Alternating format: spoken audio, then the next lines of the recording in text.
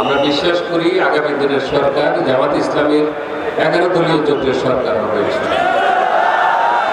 জামাত যদি সরকার গঠন করে, আমাদের ভোলাবাসীর প্রাণের দাবি, মূল ভূখণ্ড থেকে এখানকার প্রায় 22 লক্ষ মানুষ বিচ্ছিন্ন, একটা সেতুর প্রয়োজন। খাদ্যে আমরা উদ্বৃত্ত, বিদ্যুতে আমরা উদ্বৃত্ত, গ্যাসে আমরা উদ্বৃত্ত, জাতীয় অর্থনীতিতে আমরা অবদান রেখে যাচ্ছি, অথচ ভোলাবাসীর ন্যূনতম সমস্যার সমাধান আজও হয়নি। জামাত যদি আগামী দিন ক্ষমতায় যেতে পারে, যেটা আমাদের আমিরে জামাত বরিশালের এক জনসভায় বিস্তারিত বলেছেন, আমাদের প্রথম প্রায়োরিটি হবে ভোলা বরিশাল সেতু।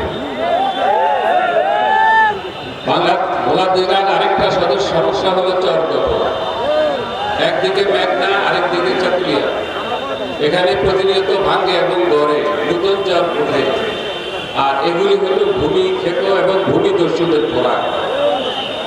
জনগণ তাদের নিজস্ব মালিকানা থেকে বঞ্চিত। আমরা যদি ইনশাআল্লাহ সরকার গঠন করতে পারি, তাইলে এই চরগুলোকে এই দখলবাজদের দখল থেকে আমরা মুক্ত করবো ইনশাআল্লাহ। কালার এক্সপার্ট এবং মাইল্ড অন হ্যান্ডস টেকনোলজি সমৃদ্ধ অরিক্স অ্যাডভান্স ডিটারজেন্ট পাউডার, আপনার লন্ড্রি এক্সপার্ট। অবৈধ বালু উত্তোলনের কারণে আজকে ভোলা শহর হুমকির মুখে, এটা বন্ধ করা হবে।